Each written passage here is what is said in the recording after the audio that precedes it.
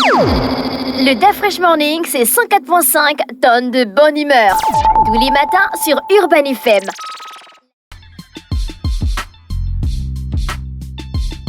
Vous êtes sur les 104.5 Urban FM, la station urbaine, et vous écoutez le Da Fresh Morning On avec Elvis. Elvis, bonjour. Bonjour Da Fresh, bonjour René Rude, bonjour Fallon, bonjour tous les auditeurs qui nous écoutent ce matin sur les 104.5. Alors, Bet 241, quoi au programme? Alors, Bet 241, on continue toujours à communiquer sur la Master League. Il faut déjà souligner que c'est la première fois que Bet 241 organise un tournoi pareil. C'est un tournoi qui a été organisé évidemment pour cette nouvelle année 2024 et puis pour permettre à ces entreprises de pouvoir se retrouver dans une période de communion, dans une période de festivité, évidemment en partageant avec les autres sportifs de d'autres entreprises via évidemment le football qui est le sport roi. Donc Bet 241 qui est le leader des paris ici au Gabon, qui évidemment vous avez la possibilité de parier sur les différents sites internet, à savoir www.bettoafrica.ga et www.bet241.net, mais aussi dans les 300 kiosques qui sont dans toute l'étendue du territoire. Et Bet 241, c'est aussi des vendeurs agréés qui vous permettent de pouvoir faire les paris. Ils sont dans les différents carrefours. Donc, c'est une organisation que Bet a mis en place pour continuer à étendre son réseau de communication et évidemment pour bien montrer son leadership en matière de paris sportifs au niveau du Gabon. Donc, le tournoi a commencé depuis le 20 janvier 2024. Ça se joue du côté du stade annexe du stade de l'Amitié du côté d'Akanda. Et comme je l'ai souligné, on a déjà des équipes qui sont qualifiés pour les demi-finales. Et pour ces demi-finales qui auront lieu le 27 janvier 2024 du côté du stade annexe à Akanda, évidemment, on aura les demi-finales suivantes. On a l'équipe de Cetra qui sera opposée à l'équipe de Bet 241A, parce que dans ce tournoi, Bet 241 avait deux équipes. Bet 241 avait l'équipe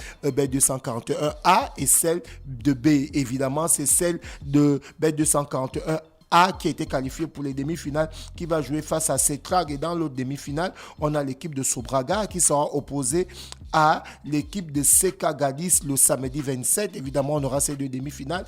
Et ensuite, les vainqueurs de ces deux matchs-là vont jouer la grande finale. Et évidemment, les deux perdants de ces demi-finales vont jouer le match de classement, évidemment, pour donner le podium, parce qu'il doit avoir un premier.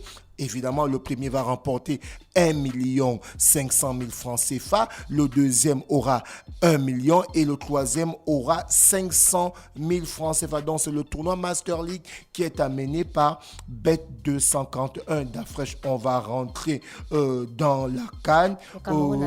Comme on l'avait souligné, d'Afresh, René Rude ne soit pas pressé. D'Afresh, il y a une petite histoire là. Je suis allé faire quelques petites recherches. Il y a 40 ans, en 1984, la Côte d'Ivoire avait déjà organisé la Coupe d'Afrique. J'ai l'article là. Et à l'époque, c'est 8 équipes qui jouaient la CAN, à savoir, c'était dans le groupe A, l'Égypte, le Cameroun, la Côte d'Ivoire et le Togo. Dans le groupe B, c'était l'Algérie, le Nigeria, le Ghana et le Malawi. Et cette CAN-là, il y a 40 ans, la Côte d'Ivoire était sortie au premier tour de leur CAN. Est-ce que tu vois un peu? Je crois que c'est le Cameroun qui a gagné. Et c'est le Cameroun qui avait gagné, évidemment. Tu as une très bonne mémoire. Le Cameroun avait remporté son premier Non, titre. je n'ai pas une bonne mémoire. J'ai regardé En route pour la CAN. Tu as regardé En route pour la CAN sur YouTube. Ok, quand j'étais là-bas. Ailleurs. Voilà.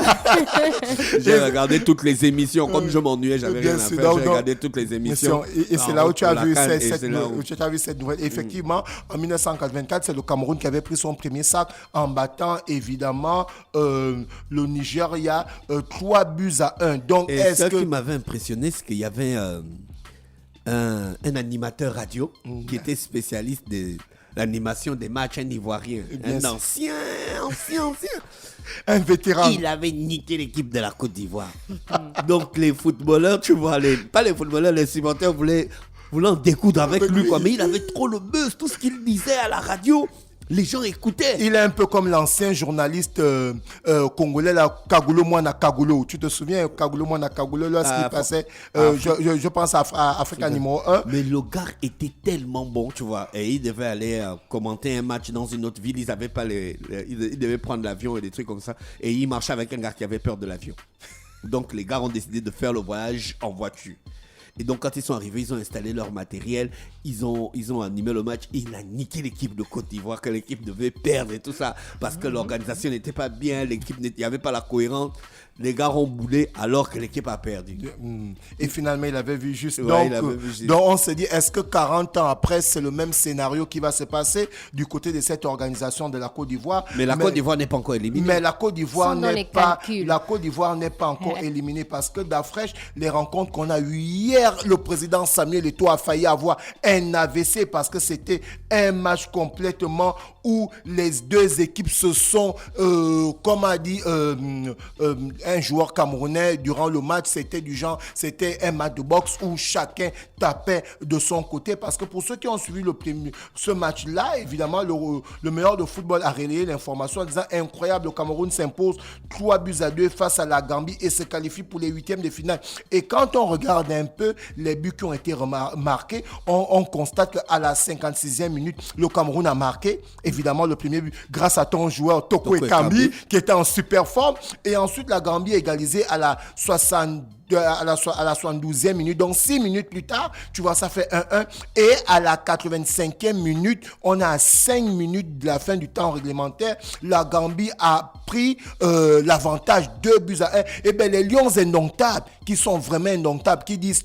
Eux, c'est le continent. Et bien, le continent, même dans l'eau, il allume le cigare où tout le monde pensait que c'est fini. Les dés étaient pipés. Et bien, les Camerounais ont su répondre à la 87e minute en revenant 2 buts partout. Et à la 90e minute, en revenant 3 dedans. D'Afresh, on a, entre la 85e minute et la 90e minute, on a eu 3 buts qui sont rentrés. Bon, c'est vrai que derrière... Mais il y a quelqu'un qui a marqué contre son camp, non? Non, il n'y a pas que... Il y a un défenseur... il y a un défenseur gambien qui a marqué contre son camp, évidemment, pour permettre le 2-2 du Cameroun. Mais ensuite, il y a eu un fait de jeu. Il y a un joueur, évidemment, gambien, qui a voulu essayer le geste de Diego Maradona, la main de Dieu. Il a voulu essayer. Mais cette fois-ci, évidemment, il y a un problème de billetterie au niveau de la Côte d'Ivoire. Mais s'il y a un truc qu'on ne peut pas parler de façon négative d'Afresh, c'est l'arbitrage. L'arbitrage dans cette compétition, c'est vraiment au top. Normalement, la Gambie dominait la première partie du match. Oui, la Gambie dominait la première partie du match. René Ruth, c'est toi qui as fait la dernière fois ici en faisant l'opposition entre André Onana et le gardien sénégalais Edouard Mendy. Et qu'est-ce qu'on avait dit? On avait dit que Onana, c'était un trou. Vous voyez la preuve, le premier match, le Cameroun a fait 1-1 face à la Guinée-Conakry. Si Ondoa là n'était pas là, il devait prendre. Tu vois un peu?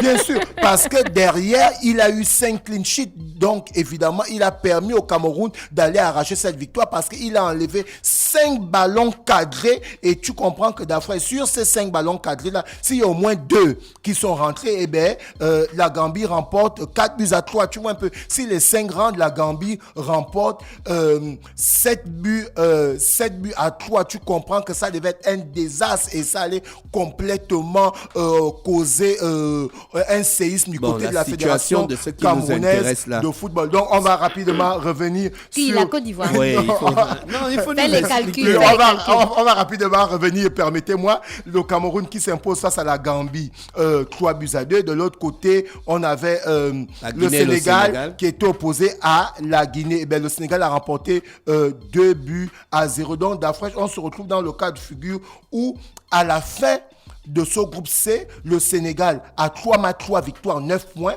Tu vois un peu, plus 7 au goal à virage. Le Cameroun est deuxième. Tu vois, ceux qui disaient que le Cameroun allait terminer troisième, le Cameroun allait se racheter. Mais au finish, le Cameroun se retrouve deuxième. Donc le Cameroun passe sans les barrages. Est-ce que tu vois, dans le Cameroun qui se retrouve deuxième avec 4 points, avec un goal à virage de -1. Et la Guinée qui se retrouve deuxième ex aequo, on va dire troisième, avec 4 points, avec un goal à virage, -1. Donc il y a beaucoup qui m'ont posé la question où je suivais le match. Mais comment se fait-il que la Guinée a le même nombre de points que le Cameroun et a le même nombre de goals à virage d'Afrique? On se retrouve dans la situation du Gabon pendant la CAN 2010 en Angola où on avait tapé le Cameroun 1-0. Ensuite, la Zambie nous avait tapé 2-1 et ensuite le Cameroun avait tapé la Zambie 3-2 et on s'était retrouvé les trois équipes, on avait tous 4 points et le même nombre de goals à virage. Donc à partir de là, quand on a à ce niveau, qu'est-ce qu'on regarde? On regarde les équipes qui ont été le plus prolifiques.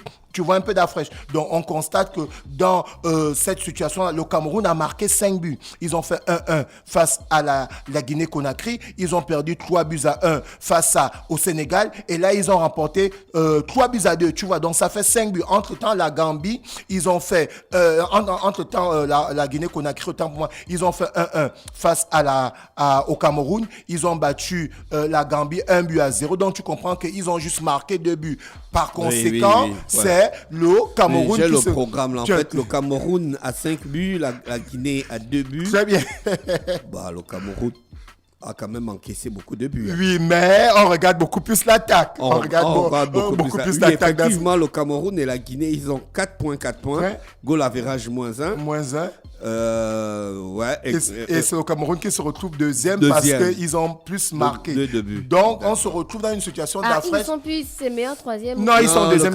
Ils ont terminé dans les choses des meilleurs troisième. Ça, c'est pour les gens du quartier. Ils ont terminé. En fait, pour la petite histoire de ce match, si le Cameroun faisait match nul, la Côte d'Ivoire était qualifiée. On ne parle plus de ça. On ne parle plus de ça. Oui, mais la Côte d'Ivoire. On avance.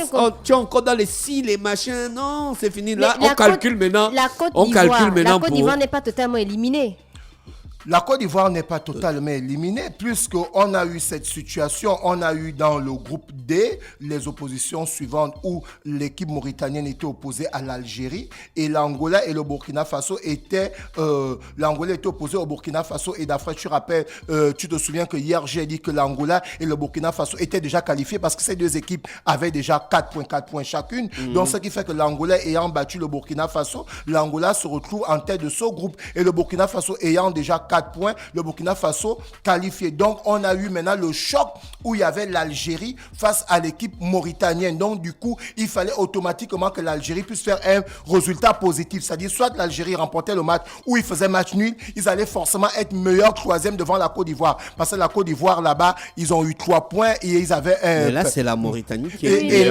Et là, cette fois-ci, c'est la Mauritanie qui a créé la surprise en battant l'Algérie. Et la Mauritanie, aujourd'hui, vient de se faire qualifier parce que quand je regarde mes notes dans ce groupe D, on a l'Angola qui termine avec 7 points. On a le Burkina Faso avec 4 points. Et on a la Mauritanie avec 3 points. Donc, d'après, tu comprends que non, là, on est au 4e groupe. Donc, dans le premier groupe, la Côte d'Ivoire est meilleure troisième avec 3 points.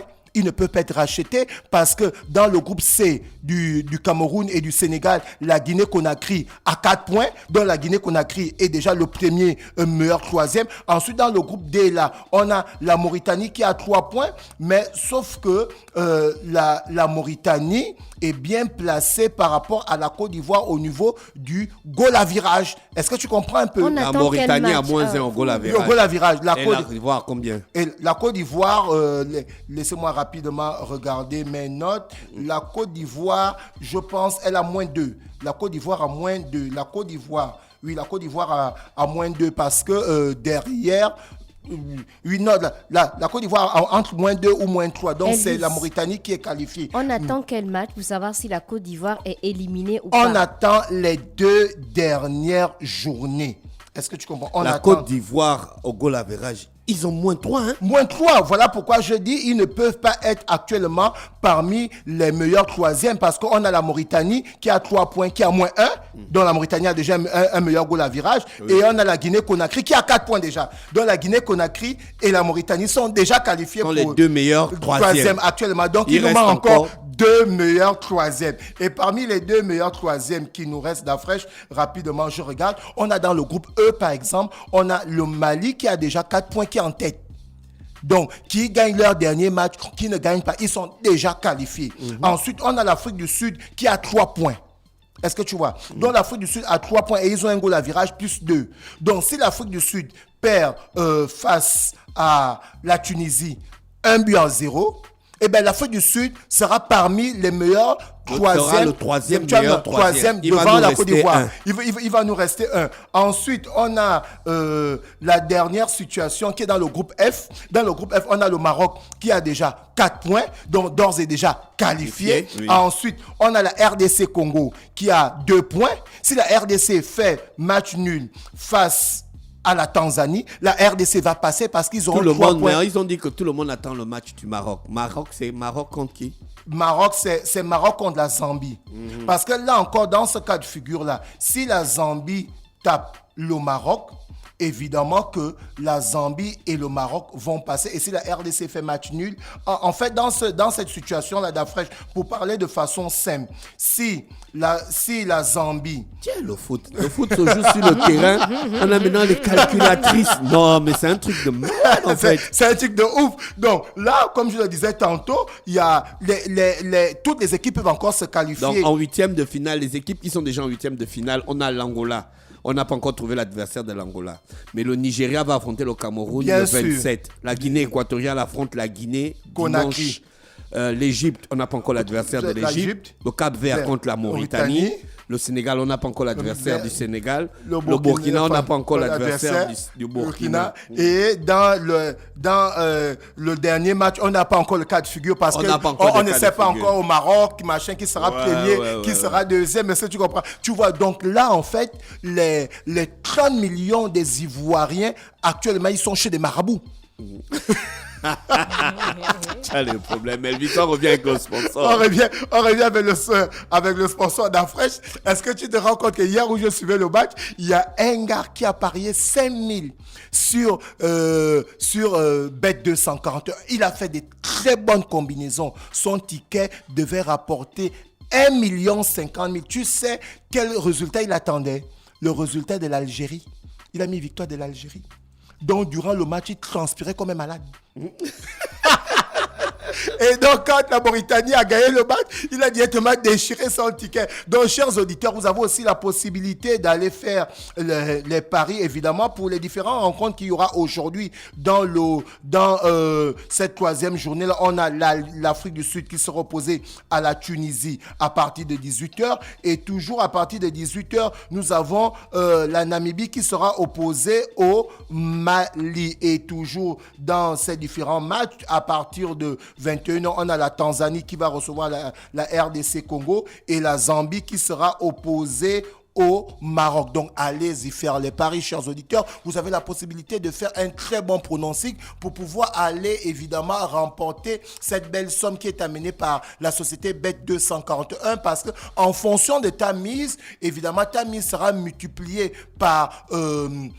ta mise sera multipliée par la cote et c'est ce qui va faire en sorte que tu puisses gagner quelque chose si évidemment ton pari est juste. On va revenir chez le sponsor pour parler du grand tournoi qui a commencé depuis le 20 janvier 2024. Donc ce 27, on aura la dernière journée et on espère que parmi les 4 équipes qui sont qualifiées pour les demi-finales, l'équipe de CETRAG, l'équipe de Bet 241A, l'équipe de Sobraga et l'équipe de Seka Gadis, on aura non seulement une très très très bonne finale, un très bon match de 3e place et pourquoi pas deux belles demi-finales. Et derrière, comme je le disais tantôt, c'est une façon à Bet 241 de commencer l'année en beauté parce que c'est le leader des paris sportifs ici au Gabon et Bet 241 et dans sa politique étend évidemment son action sociale et sportive au niveau du Gabon et permet à ces entreprises de pouvoir se retrouver autour du ballon rôle pour pouvoir échanger, etc. Donc voilà un peu, comme je le disais tantôt, les demi-finales de cette Master League où l'équipe de CETRAG sera opposée à Bet 241A, Sobraga sera opposé à Seka Gadis et évidemment on aura le match de classement où le 3e aura 500 000 et la grande finale, le vainqueur va remporter 1,5 million et le 2e va remporter 1 million. Donc cette Master League est amenée par Bet 241. Merci Elvis avec nous ce matin sur les 104.5 Urban FM, la station urbaine dans le Fresh Morning, le réveil matinal au pied de la capitale sur la radio, la plus haute de la capitale. On fait un tour en musique et on se retrouve dans quelques minutes pour le versus du jour après la publicité. Le DAF Fresh Morning, c'est 104.5 tonnes de bonne humeur. Tous les matins sur Urban FM.